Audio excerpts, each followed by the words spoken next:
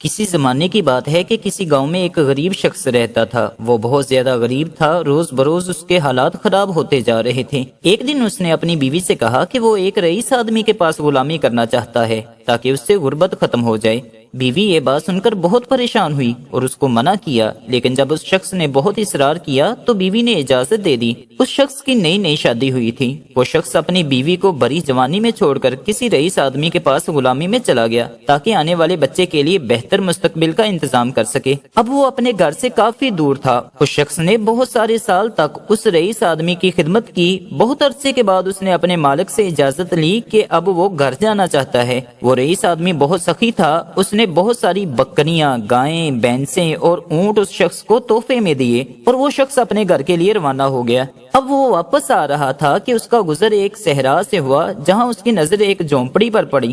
اس نے سوچا کیوں نہ رات ادھر ہی گزاری جائے۔ اس جھونپڑی میں ایک درویش آدمی رہتا تھا۔ رات کو جب کھانا کھا کے فارغ ہوئے تو اس شخص نے درویش آدمی سے کہا مجھ کو نصیحت کریں۔ درویش مسکرا کر بولا ٹھیک ہے، میں تمہیں نصیحت کروں گا، لیکن میں نصیحت کرنے کی قیمت وصول کروں گا۔ اس نے قیمت پوچھی تو بزرگ درویش کہنے لگا کہ بدلے میں تمہیں ایک اونٹ مجھے دینا ہوگا۔ اس شخص نے بزرگ درویش سے کہا میں بہت مالدار ہوں، مجھے نصیحت مل جائے تو اونٹ کی کوئی بات نہیں۔ بزرگ نے پہلی نصیحت میں کہا کہ جب بھی آسمان پر تارے ایک لائن میں دیکھو تو فوراً کسی پہاڑ پر چلے جانا کیونکہ اس وقت سیلاب آئے گا۔ اس شخص نے کہا یہ نصیحت تو کسی کام کی نہیں، مجھے کوئی اور نصیحت کریں۔ بزرگ درویش کہنے لگے تمہیں اب نئی قیمت ادا کرنی پڑے گی۔ اس نے ایک اور اونٹ درویش کو دے دیا۔ بزرگ کہنے لگے کہ جب کسی شخص کی آنکھوں میں اپنے لیے بہت زیادہ محبت دیکھو یا اس کی آنکھوں میں شیطانی چمک دیکھو تو اس سے بچنا کیونکہ وہ تمہیں قتل کر دے گا۔ وہ شخص منہ بناتے ہوئے بولا یہ بھی نصیحت کسی کام کی نہیں، آپ مجھے کوئی اور نصیحت کریں، اور ساتھ ہی اس نے ایک اور اونٹ بزرگ درویش کو دے دیا۔ تیسری نصیحت کرتے ہوئے بزرگ نے کہا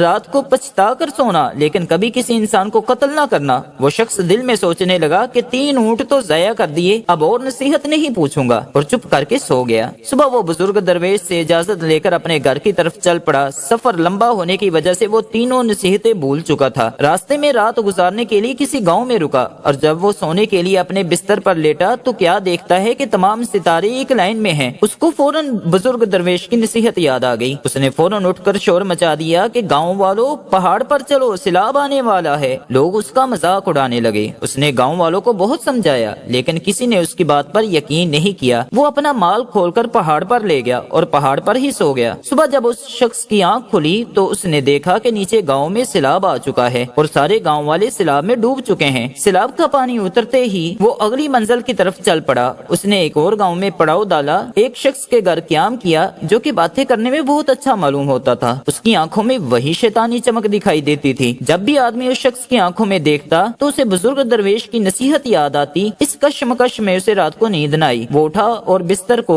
اس انداز میں پھیلا دیا کہ گویا کوئی سویا ہوا ہے۔ رات کے کسی پہر اس نے دیکھا کہ وہی شخص ہاتھ میں ایک بڑا خنجر لیے اس کے بستر کی طرف بڑھ رہا ہے۔ یہ شخص چھپ کر اسے دیکھتا رہا۔ وہ آدمی بستر کے پاس آیا اور بستر پر خنجر مارنا شروع کر دیا۔ اس نے پیچھے سے حملہ کر کے اسے پکڑ لیا اور رسی کے ساتھ باندھ دیا۔ صبح کے وقت اس نے اس شخص کو گاؤں کی پنچایت کے حوالے کیا اور اپنے گاؤں کی طرف روانہ ہو گیا۔ وہ رات کے ایک پہر اپنے گاؤں میں پہنچا۔ گھر کے قریب آ کر اس نے دیکھا اس کی بیوی کسی نوجوان کے ساتھ والی چارپائی پر سوئی ہوئی ہے۔ اس شخص کو یہ دیکھ کر بہت غصہ آیا۔ اس نے سوچا کہ وہ اس نوجوان کو قتل کر دے گا۔ وہ قتل کی نیت سے نوجوان کی طرف بڑھا تو اس کے دل میں بزرگ درویش کی نصیحت ابھر آئی کہ پچھتا کر سو جانا لیکن کبھی کسی انسان کو قتل نہ کرنا۔ وہ یہ بات سوچنے لگا کہ پہلی نصیحت بھی کام کر گئی، دوسری نے بھی کام کیا، لہٰذا اس نے ارادہ کیا کہ وہ ہمیشہ کے لیے یہ گاؤں چھوڑ جائے گا۔ صبح ہوئی تو وہ شخص گاؤں سے روانہ ہوا۔ اس کے دل میں خیال آیا کیوں نہ گاؤں والوں سے اپنا حال دریافت کروں۔ چنانچہ جب اس نے گاؤں کے ایک شخص سے اپنا ذکر کیا تو وہ شخص کہنے لگا